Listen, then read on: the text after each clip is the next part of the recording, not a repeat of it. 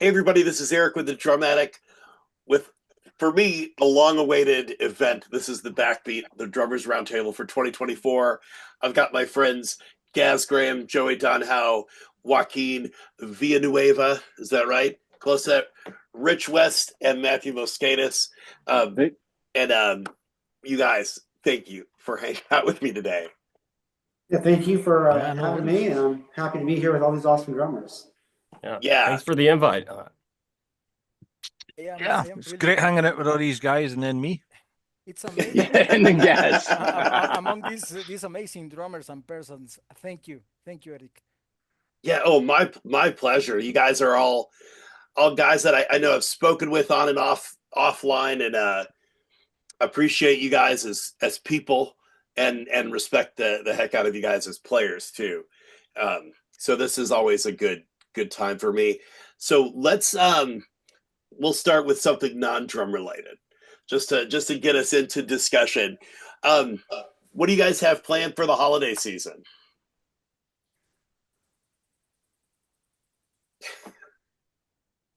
Don't all For me, speak at once.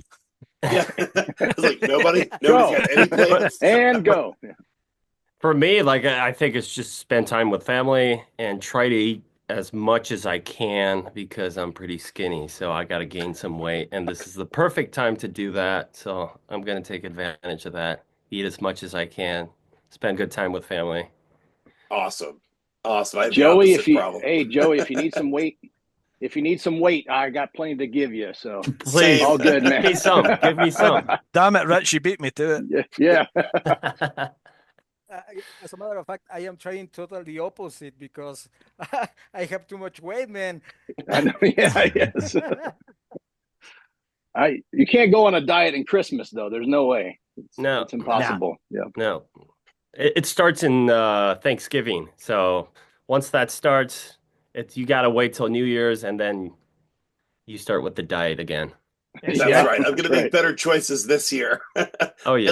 at least through February, and then I've just gotten to a point I've decided round is it's a good shape. yeah, Round is the I'm shape. I'm Yes. okay with that. nothing wrong with that. What about the rest of you guys?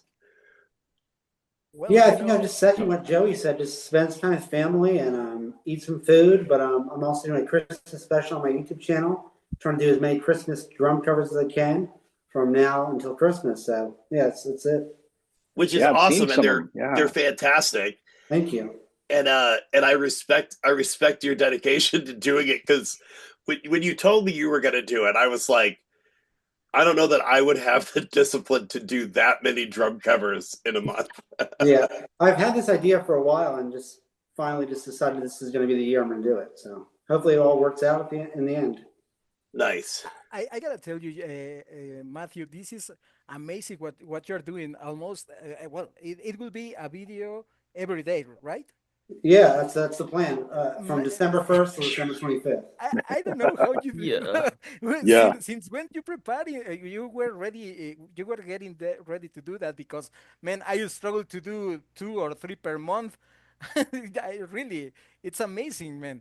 Well, thank you. I appreciate that. And your recent cover, Heat of the Moment, was phenomenal. I want to tell you, it was awesome. Thank you, man. And well, for Christmas here in Mexico, it's a little different that United States or other countries, but it's still the objective is the same: eat. So, Yeah. so I think that I am doing okay right now.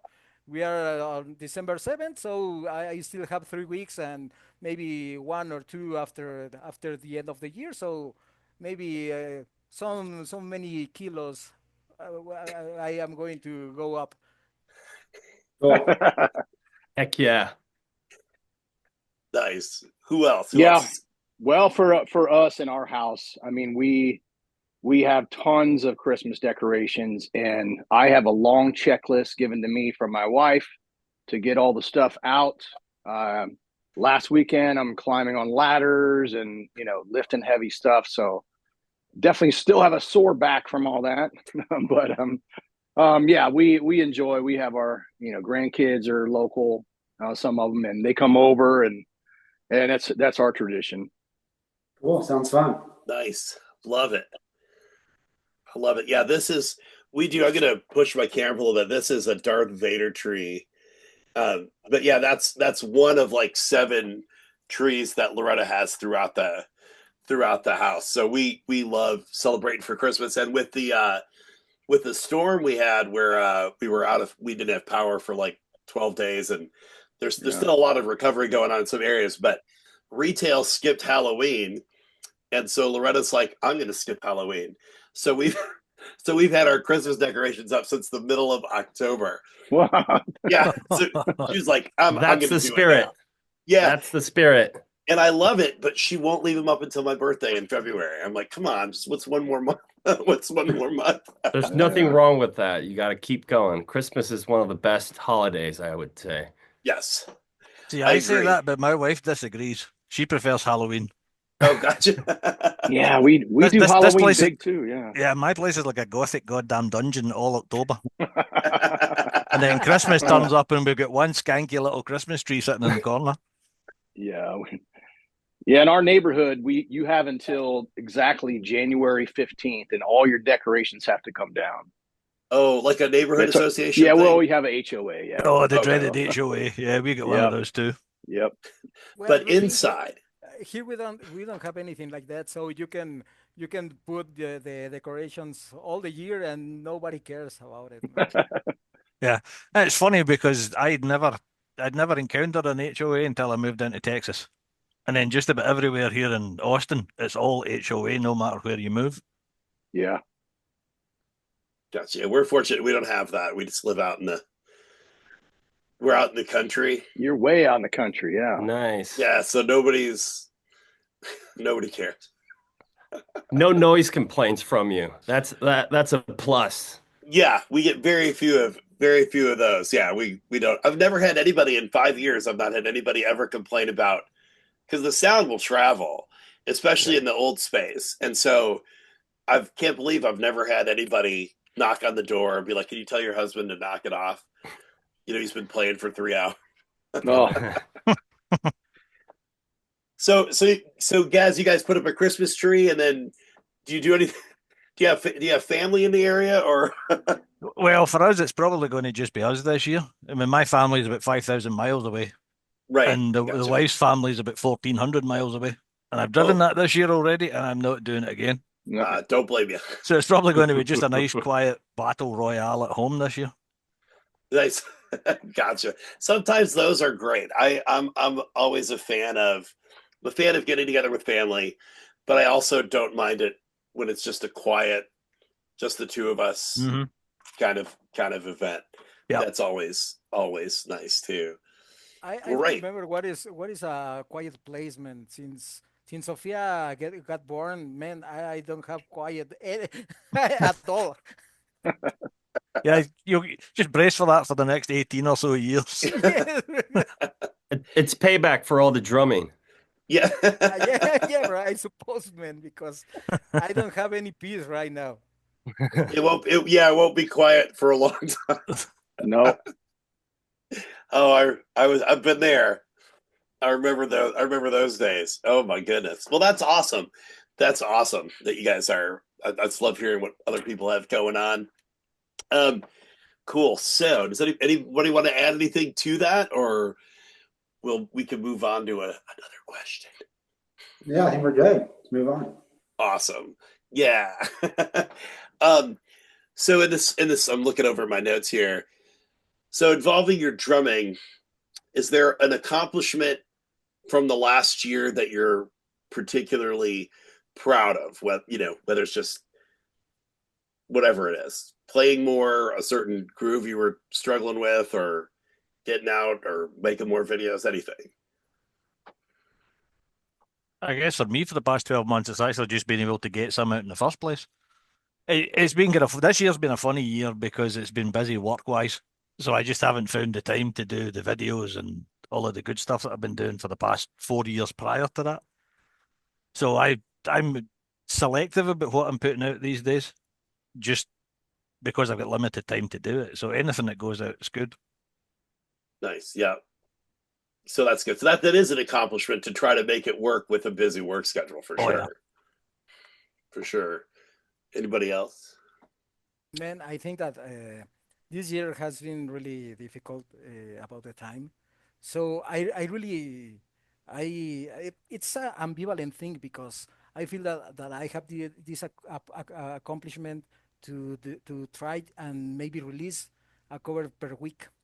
But also I feel really ashamed because I one thing that I really appreciate and I love about YouTube is the contact with the people, how you start to talk and how you start to develop friendships.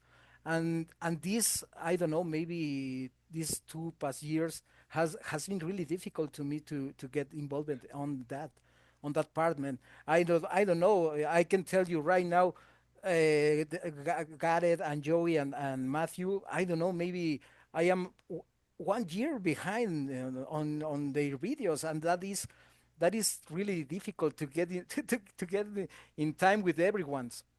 That is something difficult. So it's a really ambivalent thing. For one part, I feel that I accomplish something, but and in another part, I feel that I feel like I am letting down to the people that start supporting me when I was starting on this. I think that's a tough thing to keep up with. Does anybody else have that? Yeah. Oh, and yeah. Joaquin, for Yes. you, that's okay. We expect Yeah. that. It's fine. We get comments and videos that are 6 months old and we know it's you. That's funny. Yeah, No, but definitely. that's fine. I would say not yeah, worry it's about all that good. at all. Yeah, Yeah. No, it's hell all no. good. Yeah, Yeah. don't worry about that. But what I wanted to ask Matt is, I noticed that he's really good about, commenting, and thanking people right away. So maybe How do what's you do your it? trick? How do you block off that time to be able to answer everyone? I just try to do it more in small amounts. So they're not so behind. So maybe a couple times a week, maybe Monday, Wednesday, Friday, maybe early morning or late at night. I try to block off some time to watch as many videos as I can. I don't get to everyone, but I try to watch as many as I can. But if I release a video that day, I certainly try to late at night reply to at least every comment that at least were commented so far. So yeah, just kind of like utilizing kind of your schedule as best you can. Maybe put 15 minutes late at night or 15 minutes early in the morning and just try to do it that way. That's usually my method. It's good, little bits at a time. Yeah. Yeah, And that's I think the other thing for me is I watch just about everybody's videos all the time, but I watch it on the television. I'm not watching it on my phone, so the keyboard isn't there. And I don't always, it doesn't always dawn on me to go back in and leave a comment on the video I was just watching on TV. Yeah. Yeah. Yeah, that is something that I do the same because if you watch on the phone, you sometimes you don't have the audio quality as it is. The Matthew and Joe, you two have some of the most amazing audio mix around.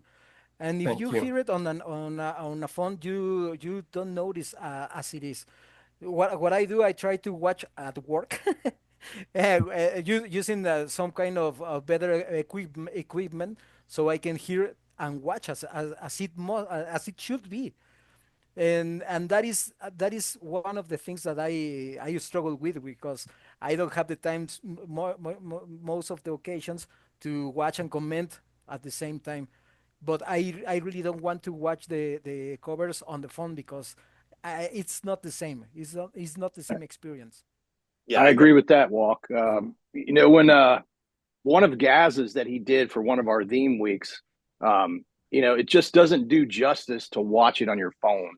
You definitely get the visuals and the better sound quality if you're using like a big sound bar or something. Headphones, I think I wear headphones or iPods for every video I watch because if you're just watching on a cell phone, all you can really hear is the cymbals. Yeah. Yep. Yeah, you lose so much of the mix. I try to watch on my computer where I have the headphones or my studio monitors, something that will give me good idea of what the full sound is.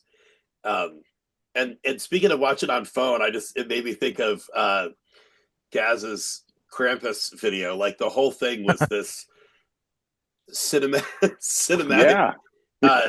thing, and I was like, ooh, I'm glad I'm watching this on my computer and not on my phone because there was so much to take in.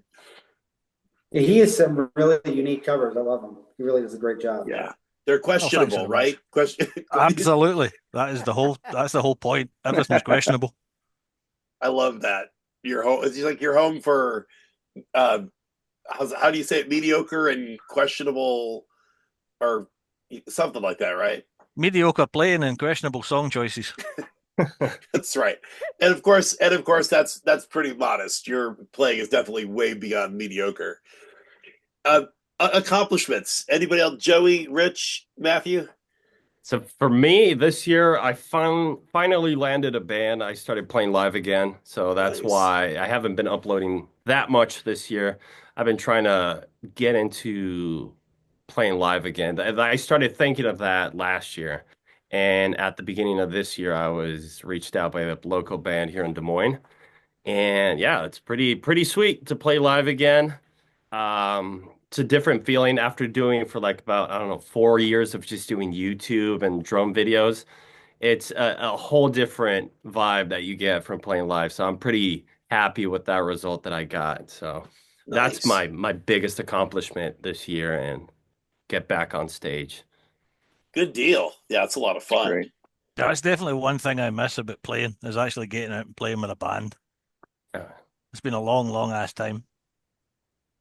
Oh yeah, it's a different feel, like to see people reacting right there in front right of in you. your face. Yeah, they start moshing or stuff like that. I think the last show that's I was killer. like in the zone, and then I look up and everybody's like punching each other, and I'm like, oh, that's pretty sick. Man, I wish I had those kind of gigs. But hey, for me, I think this is the first year, 2024, that I haven't played in like a full-time band, right?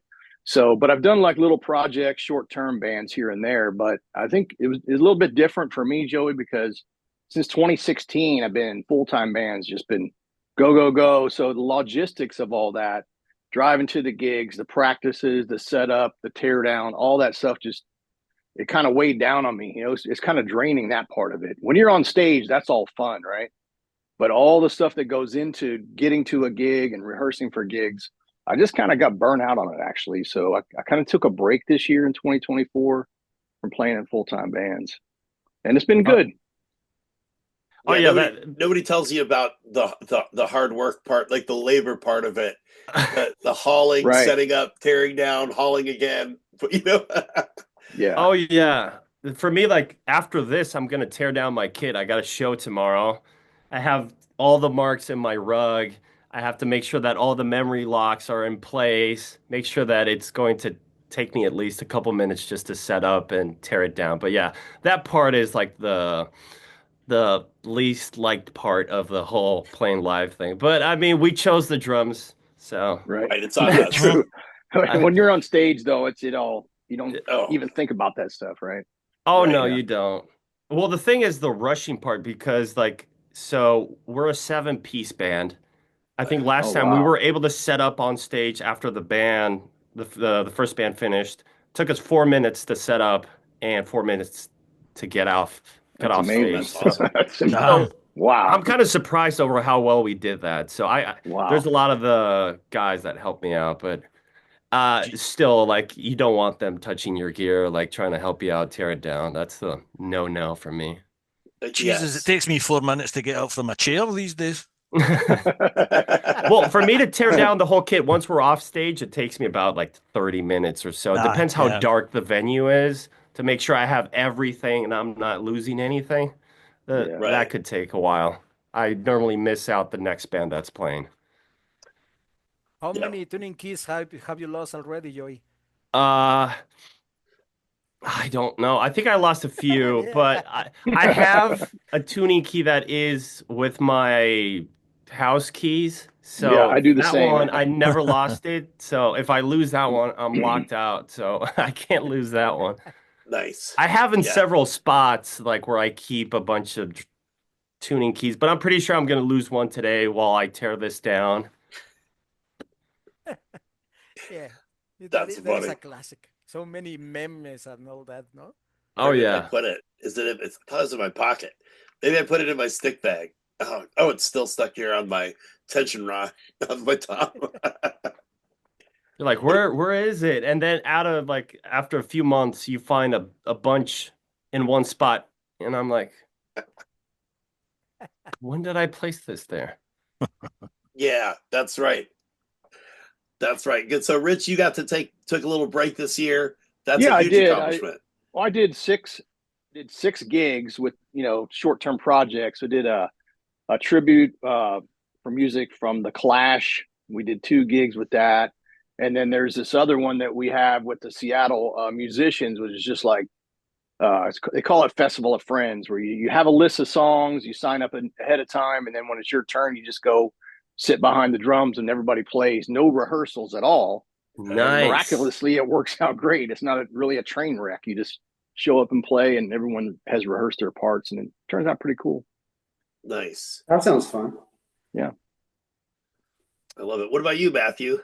I would just say I'm probably happy with like my planning out my covers for each month. I haven't had as much time to practice, but always listen to music. So maybe a month in advance, I would have the next month already ready to go. So I'm probably my schedule practice, not my practice schedule, my upload schedule for my covers. I'm pretty happy with how I've utilized the time for that. So Nice. I think kind of finding a groove with the time and project management. I think that feels good when you, especially if you're an organized person. Like I have to kind of have it all mapped out, like where I want to go for the year, and then from there I'm able to like shift as I need to. But I like to. yeah, Sam, it's been helpful. So it's good. Gotcha. Does everybody plan their stuff out or for YouTube, or are you guys like, what do I feel like playing today? Not anymore. Not anymore in my case. I used to plan ahead of time. I just wait for a new release. That's all I do. Gotcha. Okay. Yeah, I completely wing it. Maybe something will pop up in Sirius when I'm listening to it in the car, or I'll hear, if I'm trolling through the dark side of YouTube one night, I'll hear some of the crap that I put up in the channel and decide, yeah, that'll do, and I'll go and do that one. That's about as prepared as I am right now. Gotcha. Cool. What about you, Rich and Walk? Rich and Walk. That sounds like a band. Yeah, for me, I don't know if Walk wants to go first, but Kelly and I are doing these theme weeks, and we try to have them like every other month or so. And just did a collab with Walk on the last one. It was awesome. Nice. Gaz has been on board. I know Eric, you did one with the Police, I think, didn't you? Yeah. Yep. So I encourage you other two to get involved with this too. It's really fun. It's just we put out a playlist at the end. Everyone's on there, very supportive. Just try to get the community together. And have a theme, because a lot of drummers have told me, hey, this is great because I'm running out of ideas of what I want to play. Now this has kind of fueled me to want, or motivated me to want to play more covers. That's awesome. Yeah, those are pretty cool. I missed was it Metal March? I think I missed that. So when you guys did the Police, I was like, I'll try to jump in on this one. Although I never really listened to the Police until I was like, what song do I want to do? Oh man, Stuart Copeland is, legendary drummer, and it's difficult to do some of his drumming. Yeah, he's got a really specific feel for the way he plays. It's for really sure. It's not rock, it's not reggae, it's not, It's Copeland. He's different. It's Stuart Copeland, his own thing. Do you plan your stuff out, Locke? Well, I as Garrett say, I try to swing it. Sometimes I heard a song and I try to make that song just on that weekend. And sometimes I have some songs that I have especially planned for a specific date. And sometimes I get it done, sometimes I don't. Life as it's really difficult. But it's the first time I am a father, so you try to do whatever you want with the music and try to make a cover, but so the sometimes Sophia has some homework to do or some stuff, and everything goes to the garbage. So right now I am really happy if I can release something the next week or maybe by the end of the year. But that is for now. Gotcha. Nice, nice. Have you guys learned anything specific this year that you were like, ooh, like whether it's drumming or just even life, is any kind of epiphanies that have hit you guys? I don't know. I couldn't really pick. I don't think I have one this year. Not as much time to practice, but yeah. How about you guys? Yeah.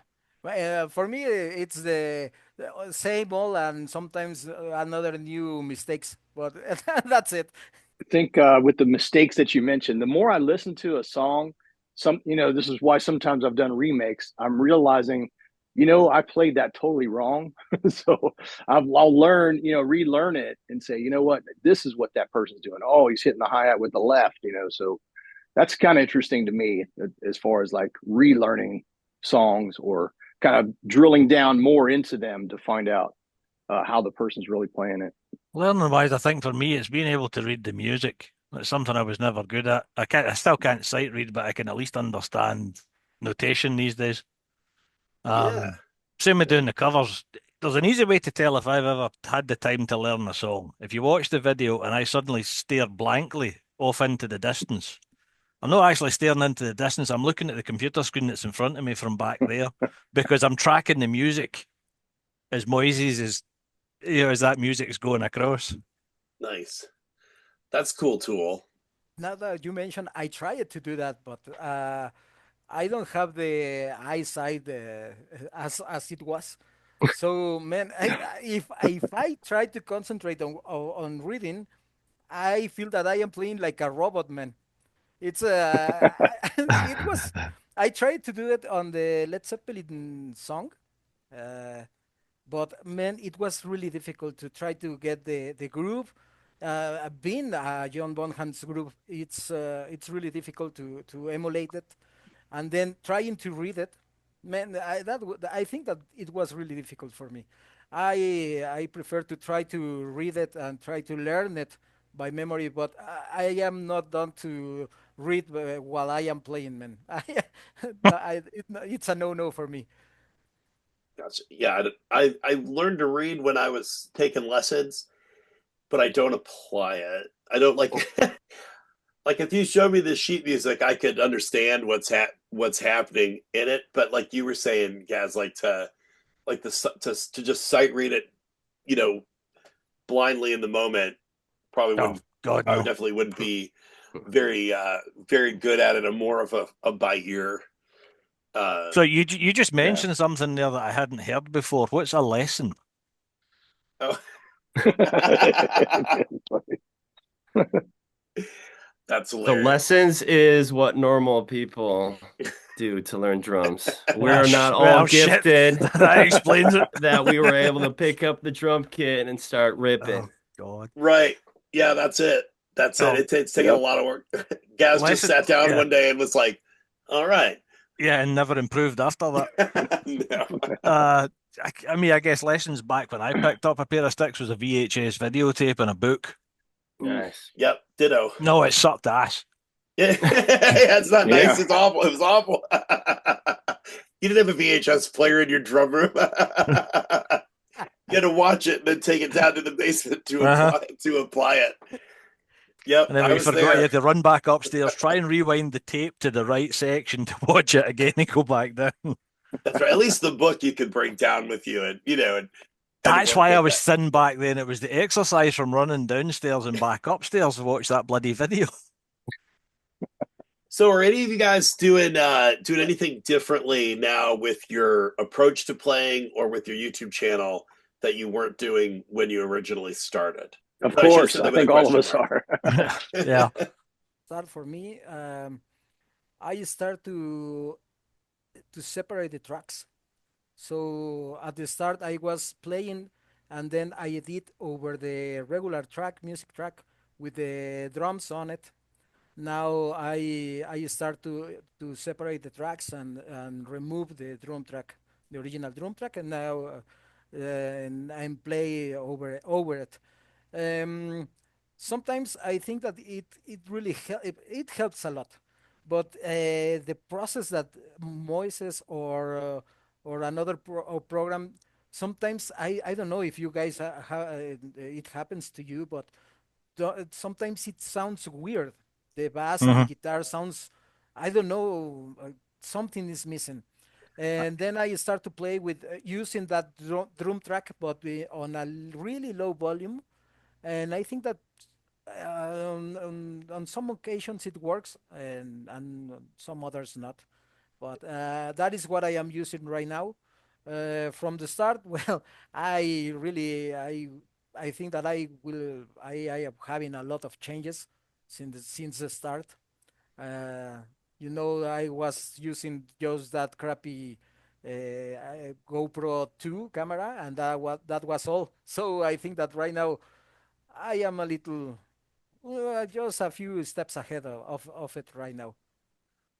Nice. I think, yeah, your setup, your recording setup has changed in the time that I've known you. Like everything you do, like moves it way further ahead in terms of the quality of it. So like your videos are rocking. Um, Thank you.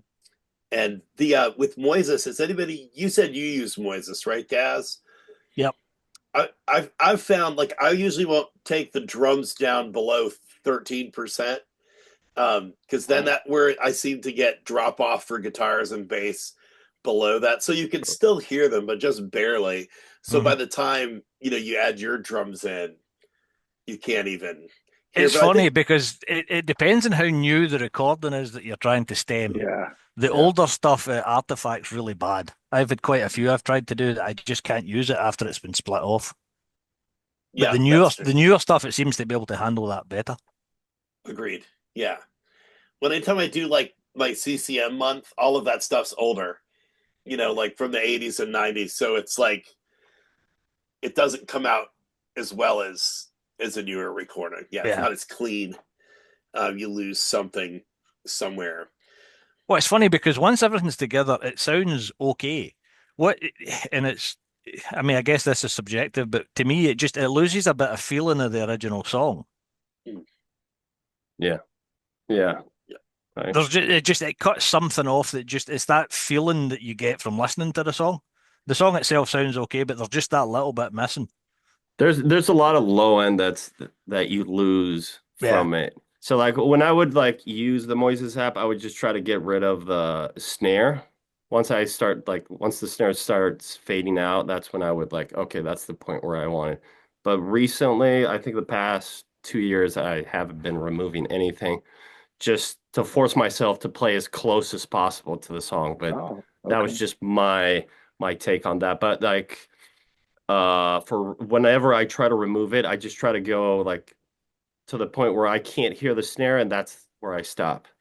And then I just start tweaking there, here and there. And I like to export the stems in my DAW, like guitars, Hmm. bass, vocals, all of that. And I kind of tweak on the mix with that because sometimes you want to boost a little bit maybe of the vocals because that's the main part of the song. And then you might want a little bit more low end. You push the bass and then Yeah. start tweaking until it feels right. Yeah, when I stem it out like that, I end up putting in like an EQ cut running, somewhere between 300 and 500 because that takes a lot of the boxy sound off of the whatever gets stemmed off. Yeah. You guys are rock stars. I'm just like, and that's as good as it's gonna get. Maybe I'll maybe I'll add some low end to the overall, drubless track when I'm done, but I'm just exporting like a wave file. Well, that's the thing. That's why I decided to go just put the full track with drums in it and everything because it was just too much for me. And I was like, I just want to play. I'll just put the full track there. If it's too much, I might do something around it to try to remove that. But if the majority of the time, especially like on the pop songs, I don't feel the need in my case to remove the drums because it's a lot of like electronic elements that they use or these electronic drums Yeah. that they use for those songs. So it's like it gives it a different vibe when you add some acoustic drums. Not all of them, but there's a lot of pop Mhm. songs that do that. Sometimes there's that extra percussion in the song too that you might want to leave in there as well. Yeah. Like they're overdubbing your other drums or toms or something, and you might want to just leave that in there. So yeah, it makes sense. Yeah, otherwise you feel forced to try to play all of it, and it's clearly not one guy Yeah, or one gal doing it for all. sure. Yeah. Or at least it could be, but it's not one take. Right, Yeah. yeah, Yeah. right, Yeah. exactly. It's definitely um more than one take for sure. Sometimes I think it's fun to like add in like a shaker or a tambourine or Oh something like yeah. that, just for fun.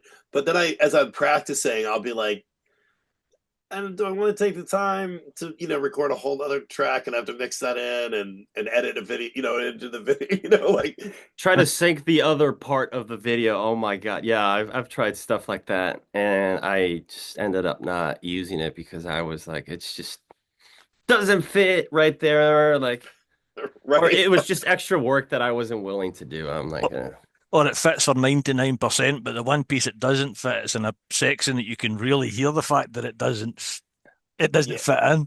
Yeah. exactly.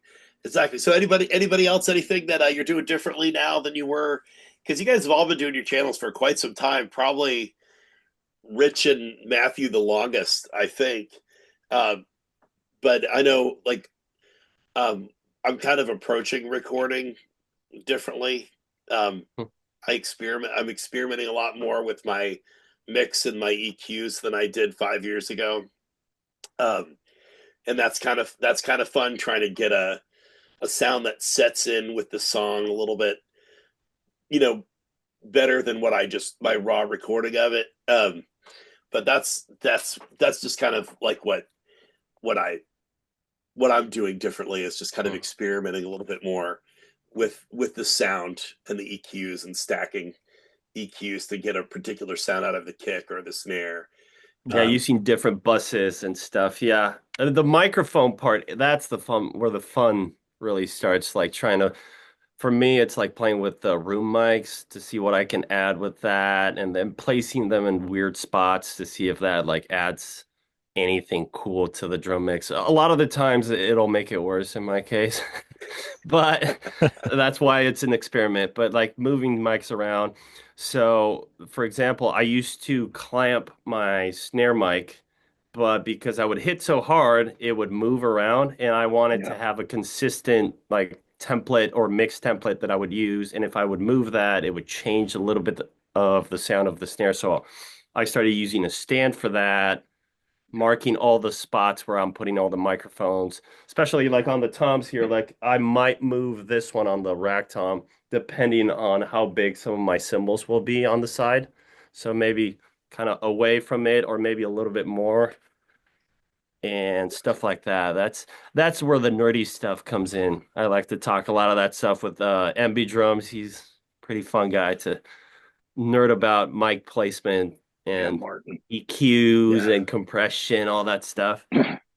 Yeah, he's another one of the guys with a really good mix that's out there, and he's some of the stuff that I'm doing in my mix. He showed me how to do.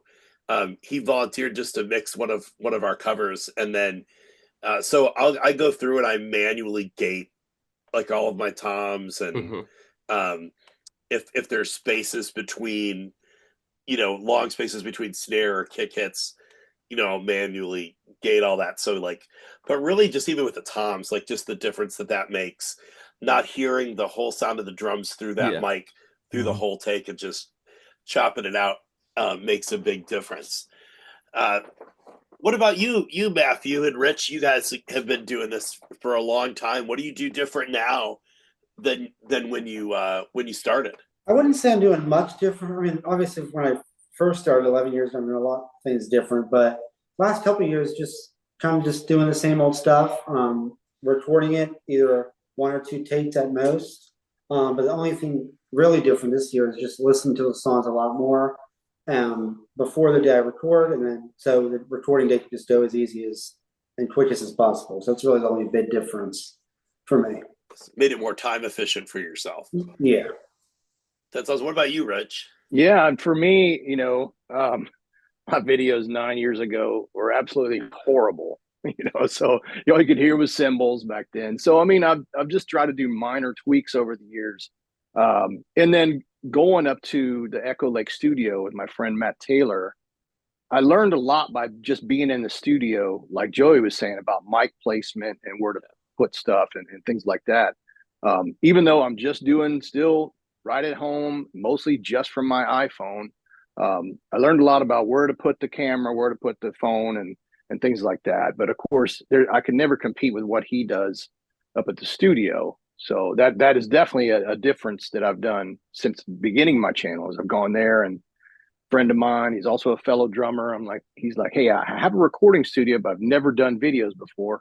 So about 2-3 years ago, I started going up there, and I'm going up there again in 2025 to make a few videos as well. But yeah, from the home studio, it's just really getting a better phone. It's just because I look at some of the videos, the video quality from back then, and I'm like, that's just horrible. It's like an old VHS tape, like Gaz was saying, from his basement. Yeah, just Matthew better, and Joey, equipment. the VHS. Yeah, it's like a for large. Them, yeah. I'm just kidding. For sure, we had to explain that, right? I used to have VHS, but like I didn't see drum videos. In my case, like once I was a teen, it was DVDs. But as a little kid, yeah, VHS were a thing. I look a lot younger than my real age, so but I'm still really young. Me too. I believe you. Oh, come on, really? That's one of the things, just as a side note, one of the things that's so cool about this community of drummers, and I think this can apply anywhere in terms of connecting with people. It really, obviously, we're at different, varying seasons of our lives, but because we have common interests, like that kind of pulls us all together, and we build these friendships, whether we're 50 or 20 or, and it's just kind of this neat dynamic where we're all learning from each other, regardless of how old we are or how long we have or haven't been playing. I think that's just a beautiful thing.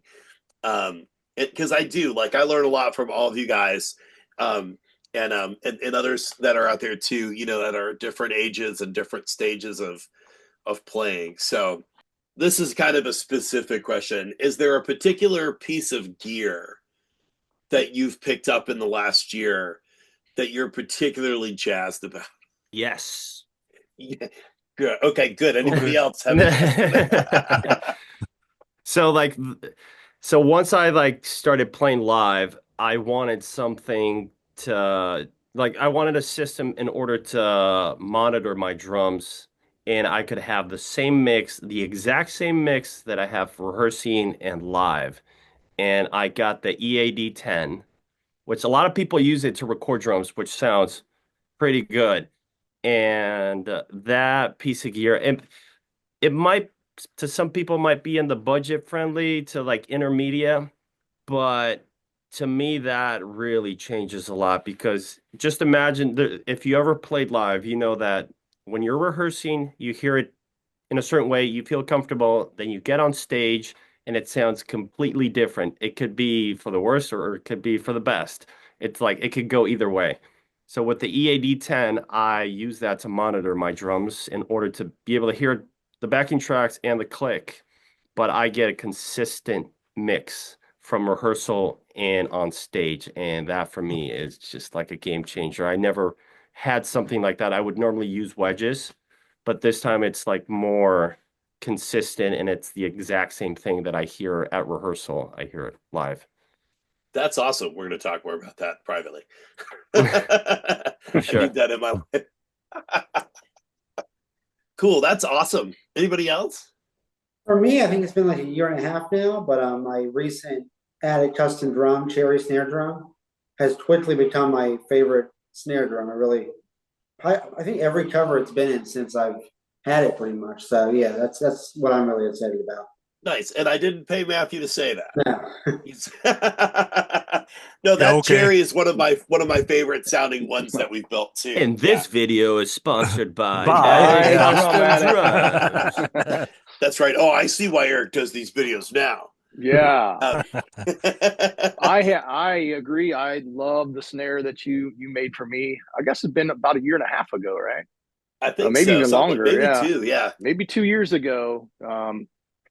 It's birch wood. It's great. But one thing I bought this year, it's about organization, right? Because when you've been playing drums for a while, you start collecting so much stuff, right? So I recently purchased a snare rack. And I was like, because I just had drums everywhere, out of the camera view, but it's like drums everywhere. And then in fact, I saw a couple of Matt's videos. I was like, oh yeah, he's got a snare rack back there.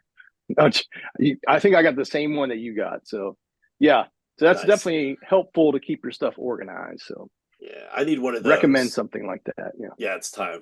That's awesome. Yeah. Who else? Well, in my case, I check out the dramatic drums and all that, but the import taxes to Mexico are really, really expensive, man.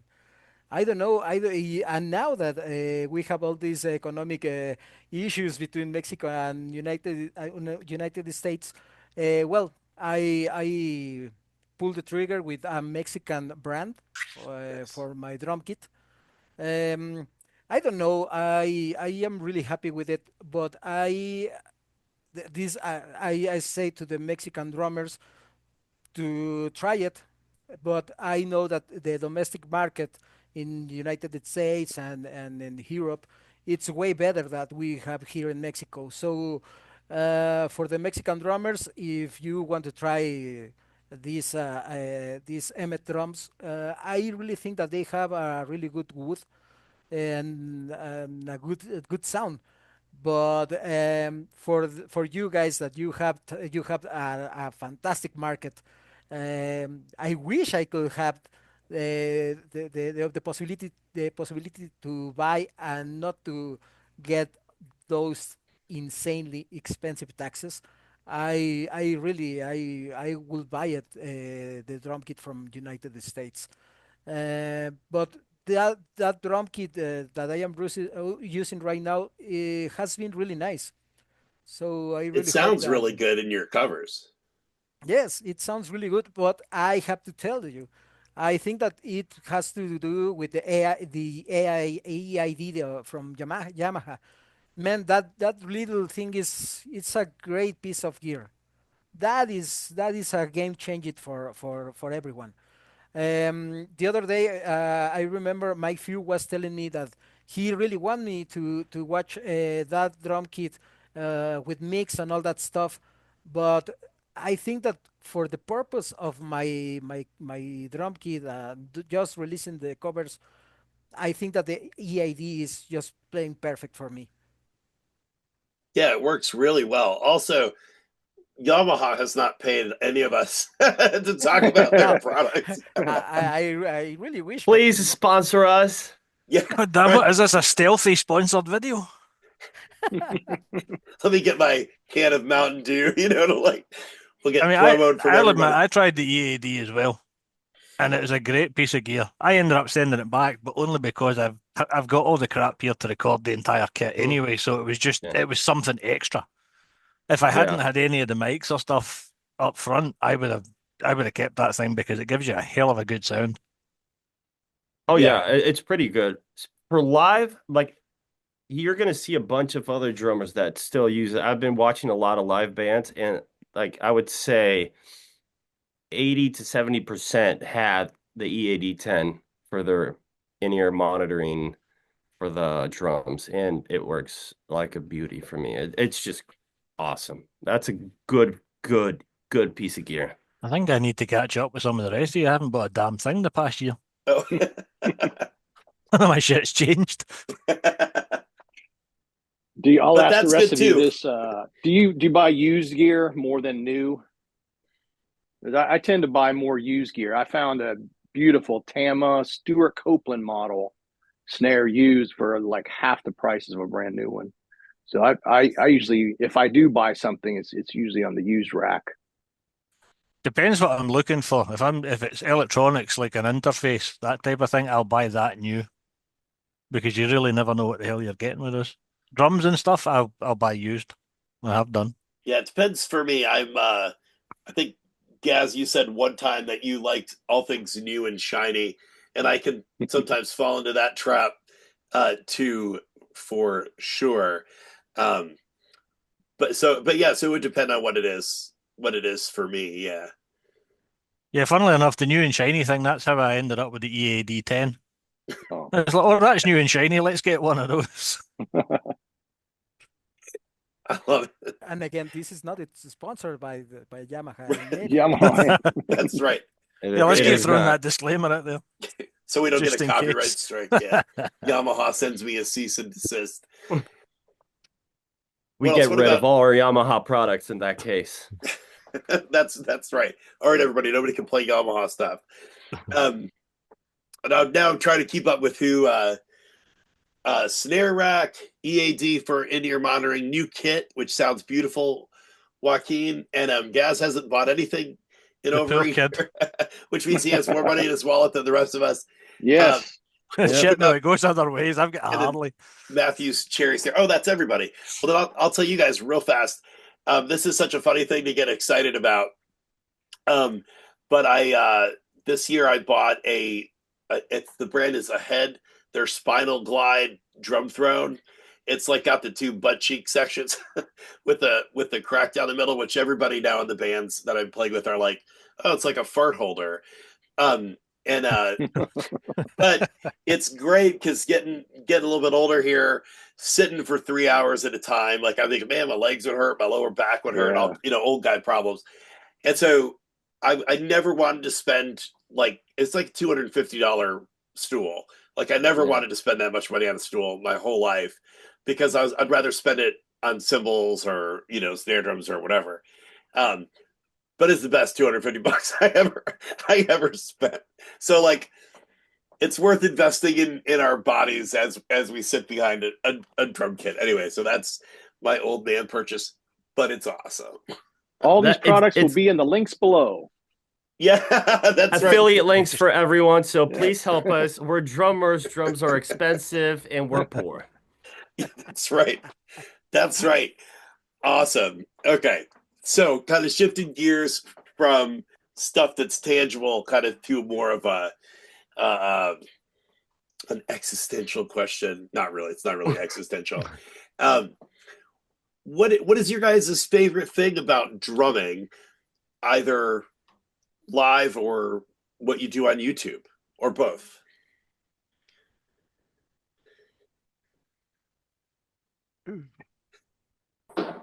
Maybe it was existential. That's a really deep question. Yeah. Okay, I'll start. I think you agree. It's good to get that stress out when you're playing, right? So that for me, working a 9-to-5 job and then my practice time is usually after work. That's kind of therapeutic for me, right?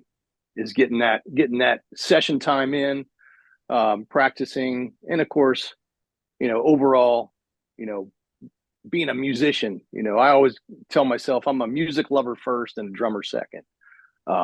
So yeah, it's kind of like getting that stress out, kind of good for your mental health kind of thing. That's one of my favorite things about drumming.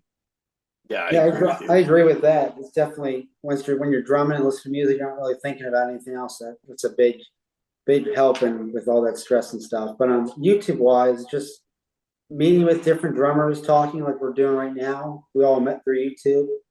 It's awesome. You get to learn new music from people and have conversations with it. So that's probably my favorite part about the YouTube part. Just meeting different drummers and people and making new friendships. Yeah. Yeah, I'd have to. That's where I would have went with that one too. It's just things like this. Yes. That you would never have been to, we'd never have spoken to each other outside of this, apart from the shared interest. Right. And but I never considered myself a musician, by the way. I just hit things with wood.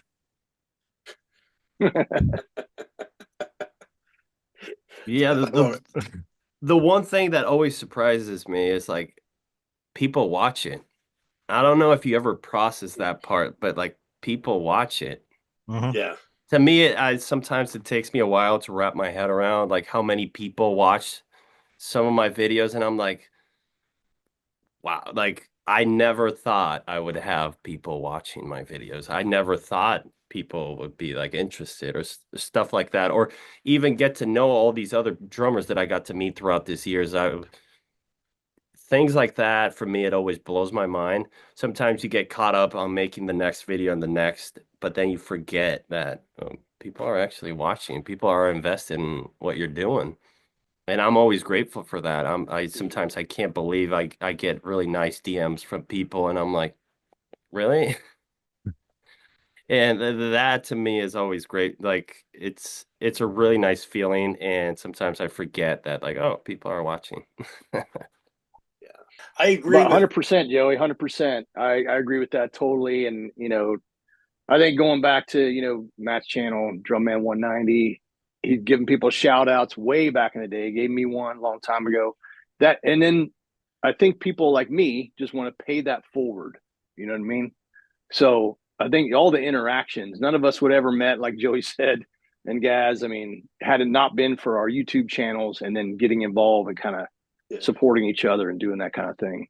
Yeah. And we're all in very different sections of the States and then in Mexico. So like none of us are geographically anywhere near each other. This only happened because we all decided to do drums on YouTube. That's so wild to me. Yeah. And most of us bought Attic custom drums. Yeah, that's true. That's true. You guys are awesome. And I appreciate that. We've been quiet this year, but stuff's coming. Stuff's coming. Not my focus here, apparently.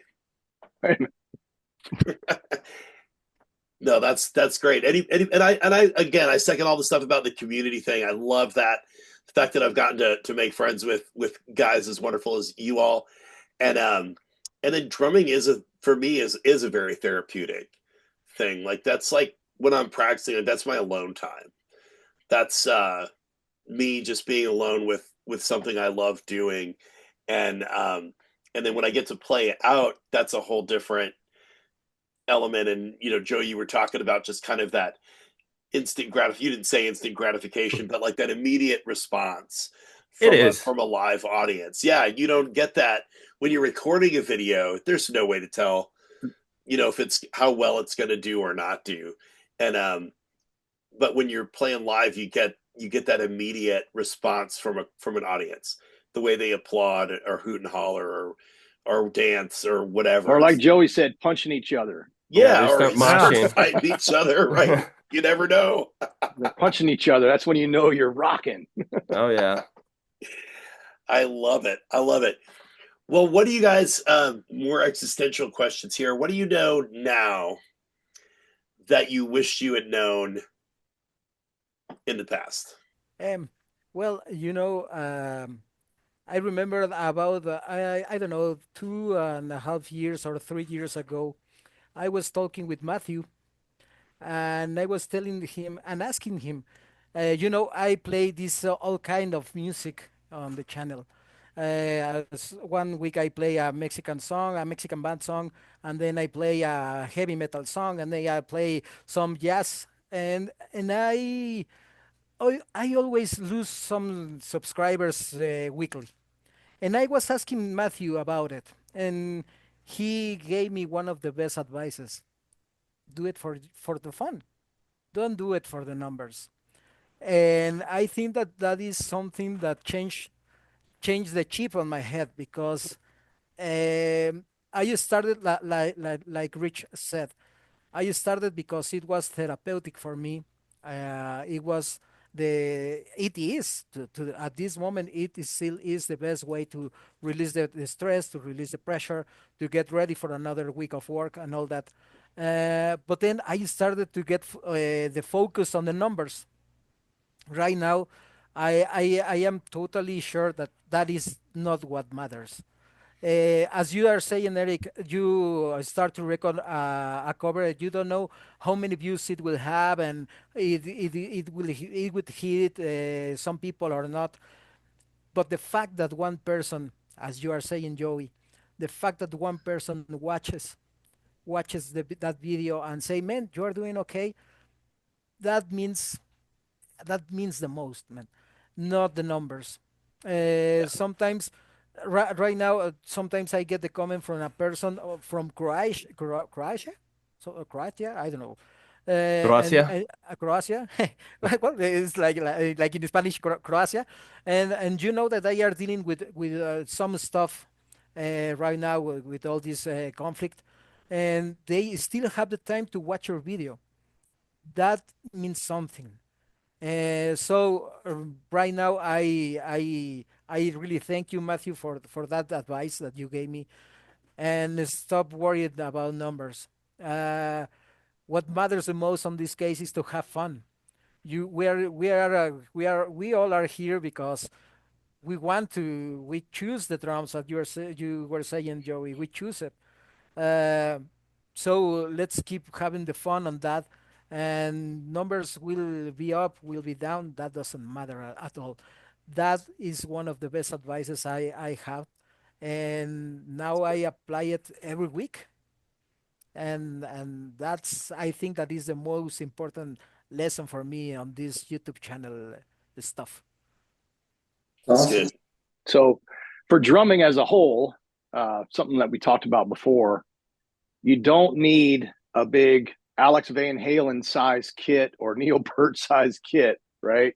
You can do a lot with just a few toms and cymbals, right? So back then, of course, everyone wanted to have, when I started, everyone wanted to have this massive kit. I'm going to get the biggest kit. But you realize when you start playing gigs, that's not good, you know, because you don't want to bring like 2 double bass drums and all that. So something that I learned from when I started. But on the YouTube side of the house, yeah, it's not about, I'll just say it this way. Do your channel the way you want to do it. You know, don't try to follow a model, try to follow somebody else's path of how they did it, or just look up all this stuff and say, what's the most popular song I can cover? You know, if you're doing it for that reason, it's not going to be fun, and you're not doing it the right way for yourself.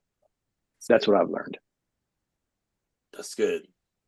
What else? Yeah, I still fall into that trap every now and again when it comes to like subscriber count, and then have to talk myself back out of it again, because I spent 3 years stuck just below 500, and it stayed that way for 3 years. Now it's up to 938, and it's like, you know what? It's 938 people that enjoyed it enough to hit the subscribe button in the first place. Right. That's way more than I thought when I started the channel, because really I started my channel just for the record of the fact that I was doing something. Because I was, you know, you're jamming it at home, and then you stick it and record it, and then stick it up on YouTube. It's just, you're doing it for yourself, at least to start with. And I think also a bit of encouragement for people who haven't played before. Because you log into YouTube now, you get folks obviously making careers out of this stuff. And you get a lot of younger folks just getting into it who aspire to that, but they get frustrated with themselves. So I always like that sort of mediocre thing where, hey, look, this guy's doing it, I can do it too, and I can improve at the same time. Yeah, I would just say it's your channel and do what you want to do. I fell into the trap many years ago when I was first starting of doing maybe songs that I just thought were songs I should do and not that I really actually enjoy doing. So lately I've just been doing what I want to do, doing the songs I want to cover. And that's, I think, the way you should do it. It's your channel. No one can tell you what else to do.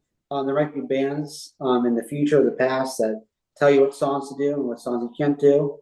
That's fine, but it's your channel, and you just do what you want to do. Don't let anyone tell you what to do or not to do. Except, the copyright holders, they can tell you what to do and not. Yeah, right. That's right. Yeah, that's for sure. Yeah, I did that once. I was like, oh, here's a new song from a band that is from 21 Pilots, and I was like, oh, I'm going to do this Shy Away cover. I'm going to learn it quickly. I'm going to crank it out. I'm going to get 1 million views. Like that's kind of my, or at least 1,000. Yeah. And I still don't think it's broken 300 in 3.5 years or whatever. So it's like, and I liked the song, but my motivation behind it was to try to strike while the iron's hot, kind of thing. And I found that doesn't seem to work for me. So I'm just like, oh, that's a cool song. I'm going to put that on the list. Yeah. Even if it's not right away, and that works for me because, and that comes back to, picking music that you like to play. I had some guy comment on one of our AJR covers. They were like, "Oh God, please, you're better than this. Do anything other than AJR." And I was like, "But I like this song." You should have pinned that comment. I should have. Maybe I'll go back and do it. My Dramatic comment. my most common comment is, "Wow, I've never heard this song before. Thanks for introducing me to this band or this artist or this song." And that's one thing I think is cool about it, because do we all want to cover the same songs? Well, sometimes, okay, but for the most part, like Matt was saying, just do what you want to play. You know, I'm always evolving in my music tastes and listening to different bands, and even bands that came out a long time ago. I'm like, I never really got into that band, but now I kind of like them. So yeah. But it is cool. You hear new music that you didn't even know was out there because Matthew covered a song, or Gaz covered something, and you're like I didn't know there was that Wiggles mashup with I can't remember what it was mashed up with now. Yeah. Wasn't it the Wiggles, Gaz, that you did? Oh, the clap. Oh yeah, that's right. You've got the clap, yeah. Those mashups are just amazing. Yeah, it's hilarious. Well, Walk turned me on to Heroes del Silencio. That's an amazing band from Spain. And I first saw his cover, and then I started listening to their other music. And so, yeah, thank you for that. They're a great band. What Eric said, man. It's this is a way to know music. It's almost impossible, without this. That geographically total distribution of everyone. You have people of Germany and South Africa. You have Dan Kyle Castro, and he plays a lot of the music of his country, and it sounds a lot of pop music. But man, you realize that you will never know that music without him. That is something outstanding. And Joey has covered some just badass songs. I'm like, man, this band is awesome. What was that one band that you covered like several songs from this one band? Is it Which one? Oh man. Lost in Utah or something? No. I don't know. I forgot. I do a lot of POD covers. I'm a big POD fan. POD, yeah, I still love POD. Yeah. I love that band.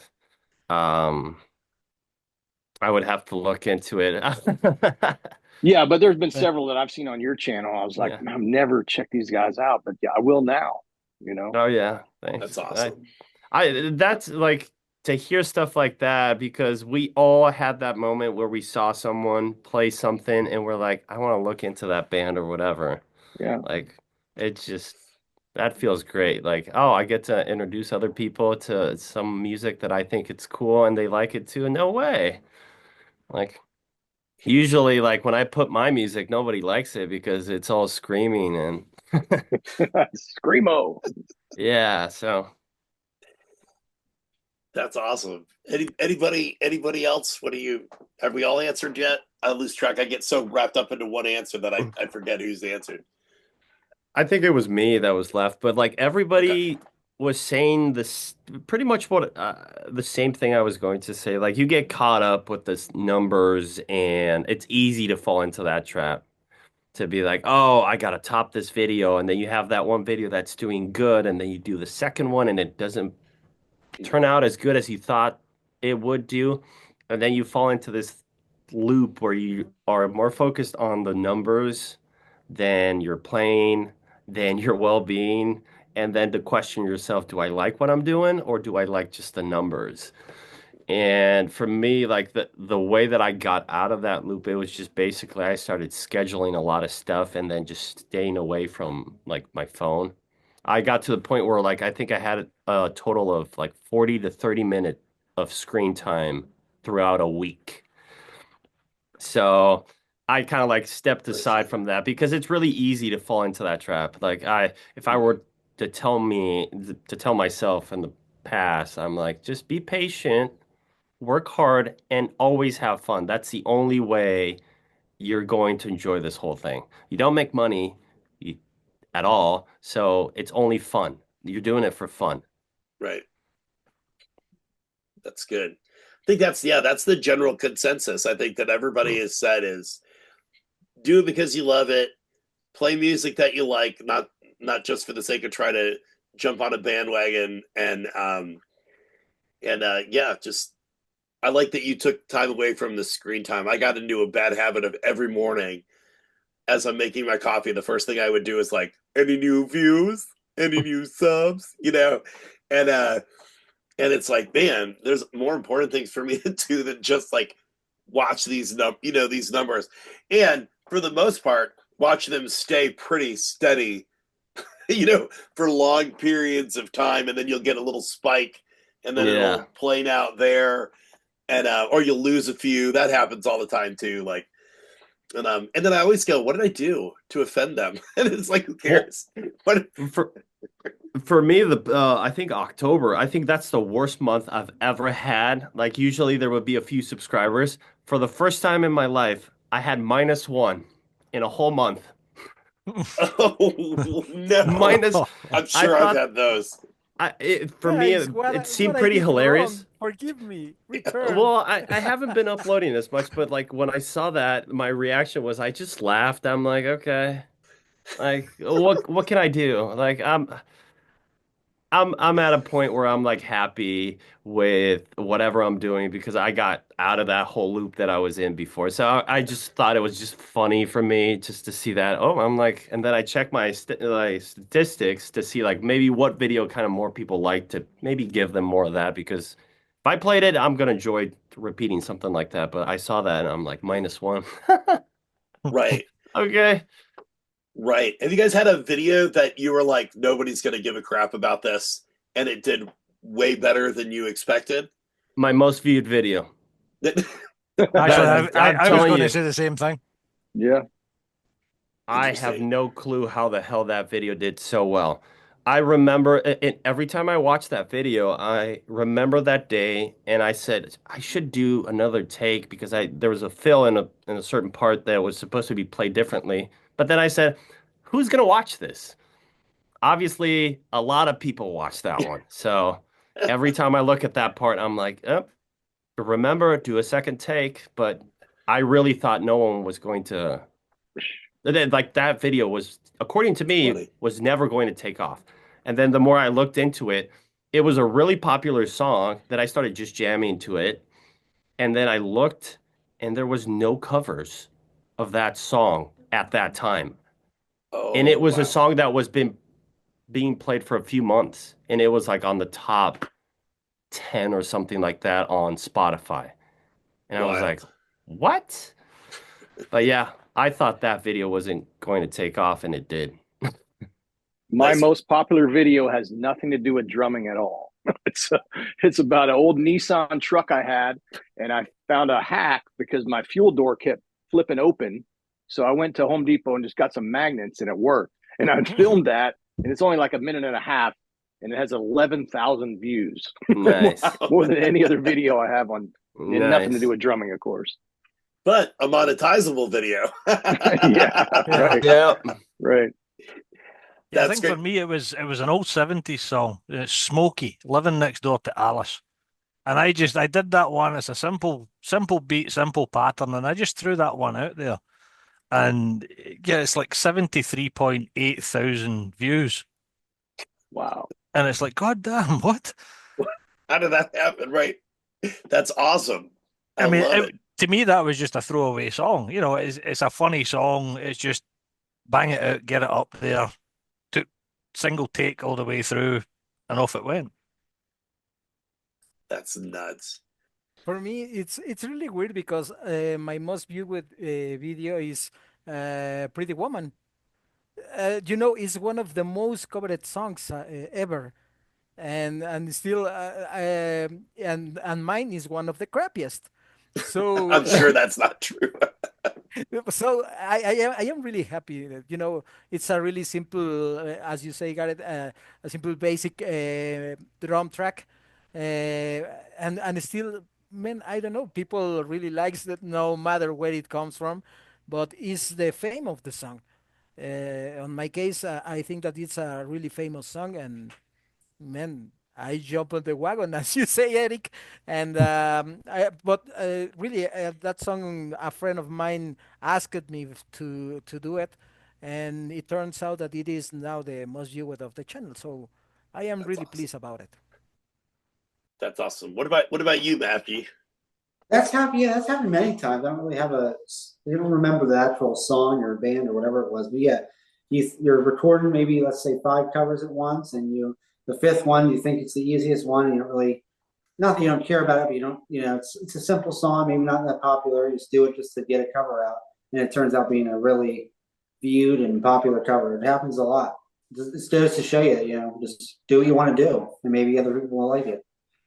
Yeah. And it's fun when that happens because it's like, oh, cool. Yeah. Because like Joey, you were saying earlier, like what one person watches a video and you're like, wow, that's amazing. Somebody took the time to stop what they were doing and watch me do this drum cover. It's like, and so when you get a video that does better than your average video, it's like, oh, that's amazing, and I think that's where, kind of shifting a little bit here, but that kind of drives my desire to keep up with comments and stuff, because if somebody stopped and watched and then commented, even if they only watched a part of it, but they took time to comment, like I want to respond to that. Because even though it's difficult, and like I think early this week, I finally caught up on 5 months backlog comments. Oh my God. Yeah, it was nuts. I just sat here for 3 hours one morning and just would go watch video, comment, watch video to respond. And because I always go and I'll watch the content of the comments I'm responding to for the drum covers. If it's like a reaction, I don't go see who that is. That's too much. But I just want to thank you, Eric, for inviting me, and it's great to be here with you guys. And I appreciate everyone watching and supporting as always. So thank you. Yeah, pleasure, man. Yeah. Thank you so much for the invite. I really appreciate it. It's really cool to see other drummers interact with each other this way, because usually it's through a comment or something like that, and it's really cool to interact with you guys. And it technically in person, you could call that. So like, thank you for the invite. One thing, if I take a long time to respond comments, I am so sorry. I really take it seriously to not use my screen a lot, but I do read them. And don't feel forced if I leave a comment to watch any of my videos. It's okay. It's okay. And if you watch my videos, it's okay if you don't comment. That's fine. I love it. Well, you guys watching this video, please be sure to stop and check out. I'll put links to all these guys' channels. Check them out. Show them some love if you haven't already. You'll absolutely love what they're doing. You'll learn something from each of them. And you guys, thank you so much again for hanging out with me on a Saturday afternoon that I always thought was. Thanks for having us. My pleasure. And Merry Christmas, all of you guys. Merry Christmas to everybody out there. And we will see you next time.